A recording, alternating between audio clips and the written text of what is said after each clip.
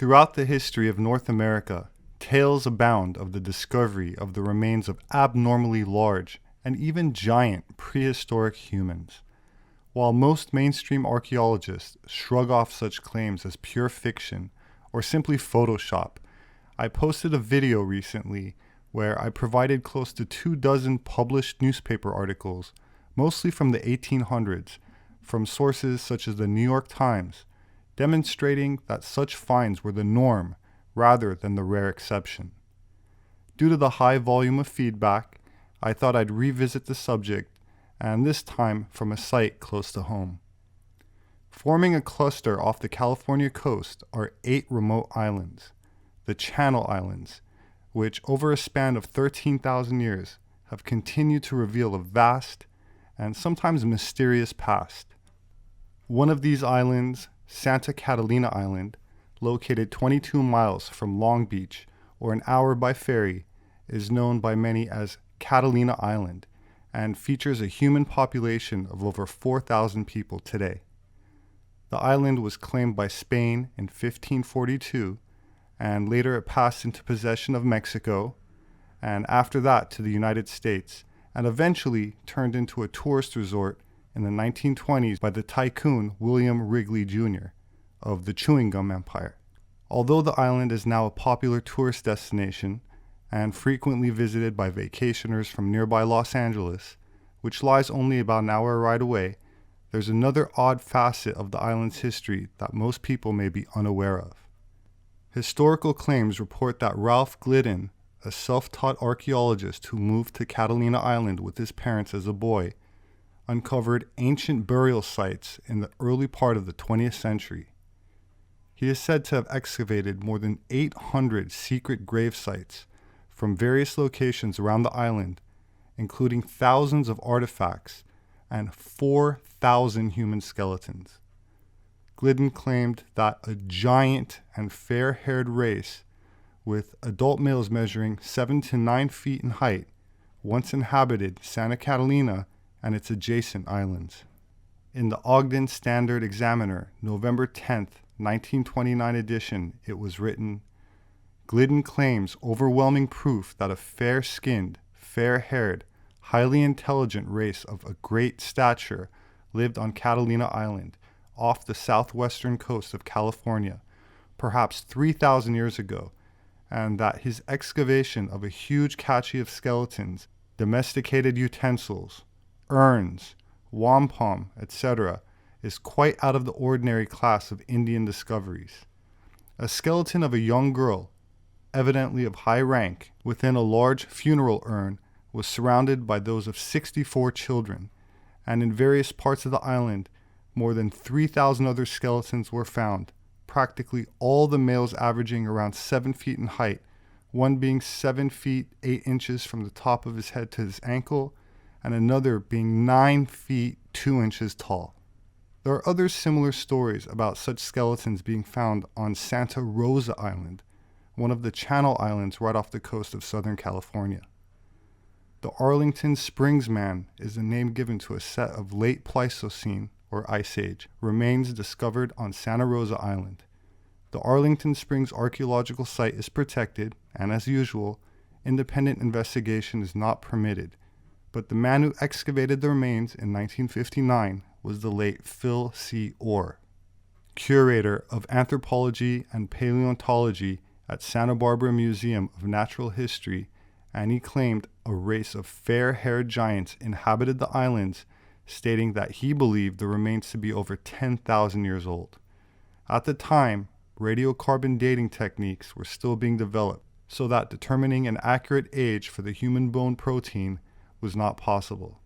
Nonetheless, Orr realized that the bones, buried 37 feet below the existing ground surface, came from sediments dated to the end of the Pleistocene. The Arlington Springs Man was later re-examined in 1989 by Orr's successors at the museum, and their initial results indicated that the Arlington Springs Man was actually the Arlington Springs Woman, with radiocarbon dating determining the date of the remains to be 13,000 years old. These remains represented the oldest reliably dated human bone in the Americas. That said, After further study, they reversed their gender assessment in 2006, concluding that the remains were more likely those of a man, and the name Arlington Springs Man was reinstated. During the last ice age, the 4 northern Channel Islands were held together as the one mega island of Santa Rosa, as the sea levels were much lower, but not so much that the island was connected to the mainland, indicating that the Ice Age people, or giants, had watercraft capable of crossing the Santa Barbara Channel, which also lends credence to the coastal migration theory for the peopling of the Americas during the Pleistocene, using boats to travel from other various land masses. Channel Islands are amazing for the discoveries, archaeological, historical, ecological, biological, that they've produced over the last 150 years of scientific investigation. One of the wonderful things about the Channel Islands is that there are no burrowing animals. There's no gophers, there's no ground squirrels, there are no earthworms, there's no termites, nothing that's churning those deposits. And so for an archaeologist and a geologist, it's just a wonderful record because it's just like a layer cake. You can look at the different strata and really get a refined, precise look at changes that have occurred through time. Our curator of anthropology here at the Santa Barbara Museum of Natural History was Phil Orr. One of the interesting research questions he was pursuing was the story of the pygmy mammoth. It's clear, say 20,000 years ago, the Ice Age was still full swing. We had mammoths all over the larger island of Santa Rosa, which included Anacapa, Santa Cruz, Santa Rosa, and San Miguel. And that species disappeared right around the time window when Native Americans show up on the islands. Phil Orr first came out here in 1941, and so he probably began building this camp somewhere right around late 1940s. His purpose, I think, in making his camp on this part of the island was because it's such a hot spot for all the things he was interested in. The pygmy mammoth bones, there's lots of great archaeology here covering all periods of prehistory. I would characterize him as the last of the bone hunters. I think he's a fascinating character because he did so many good things, and he did some things that are really off the wall and wild and crazy. Well, Phil Orr used some techniques by today's standards that would be not approved, I think. He was interested in whether humans and pygmy mammoths were together on the islands at the same time, and that led him to look very deep in the deposits, much deeper than we usually find archaeological sites. Well, as I understand it, and this wasn't publicized greatly, Orr loved to drive his Jeep, and what he was doing was putting a road across Arlington Canyon. They were down here trying to get to the other side of the canyon. They got mired down, and they were extricating the Jeep, and they looked up and saw this femur sticking out of the cliffside. And carefully scraped around it and exposed the whole profile to show that in fact it was intact in an ancient arroyo that had later filled in. He found 2 human femurs protruding from the sidewall of Arlington Canyon 37 feet below the existing ground surface. He knew at that point enough about the geological relationships in these deep alluvial beds on Santa Rosa to know that he was way back in time. And so he got a grant to bring some of the leading scientists of his day, the leading archaeologists, and they came out here, and they were very critical. They weren't necessarily going to buy into this, but they all agreed that the Arlington bone was buried in an original sediment layer. It wasn't the result of recent erosion. Phil could not date the actual bones themselves because in those days, radiocarbon dating would have consumed all of the bones, and there were problems with bone protein dating. And he collected some charcoal nearby the bones, which he radiocarbon dated to about 10,000 years ago. And so what Phil Orr did was the smart thing. He wrapped the original soil matrix containing the bones, wrapped it in a plaster jacket, and removed it here to the mainland. 1987. I was just newly hired at the Santa Barbara Museum of Natural History. And this archaeologist from Channel Islands National Park, who I'd met once or twice, he came to me and he says, "John, I understand you have a block of earth stored there at the museum that has the bones of Arlington Springs Man that Phil Orr excavated back in 1960. And I said, well, I'd seen something in the basement covered with plaster that had the name Arlington Springs written on it, but I didn't know anything about it. And you led me down into the sub-basement, the catacombs. As I recall, you had to brush the tarantulas off my back. And we find this block, and bingo, it's Christmas time.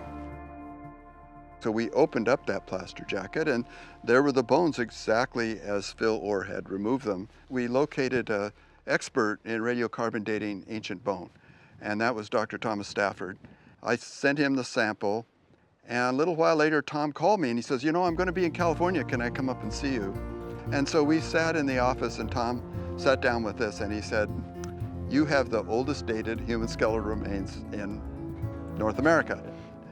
And our jaws kind of dropped. Lo and behold, these bones were at least 13,000 years old. And that's really significant because that's the same age as Clovis. And Clovis is basically, or was thought for a long time, to be the first American culture. So we went ahead and did a paper based on that and presented it at the California Island Symposium.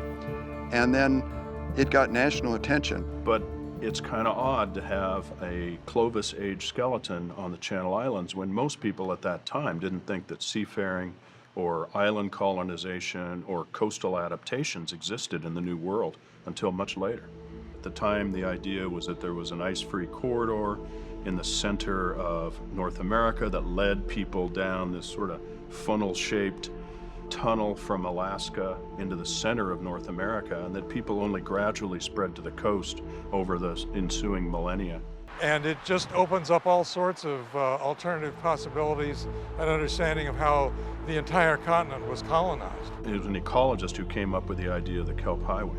All the way from Japan to Baja California, there are kelp forest ecosystems that have very similar suites of animals. They have the same shellfish, the same fish, sea otters.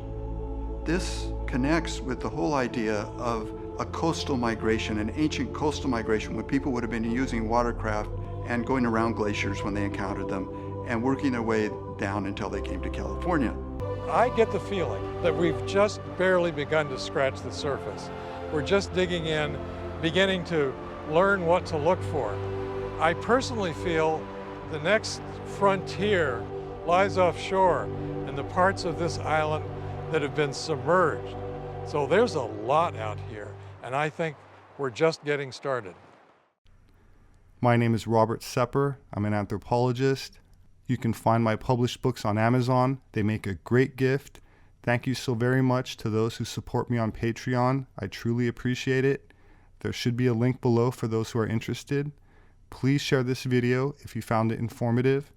Hit the like button. Don't forget to subscribe. And please click on the notification bell for future updates.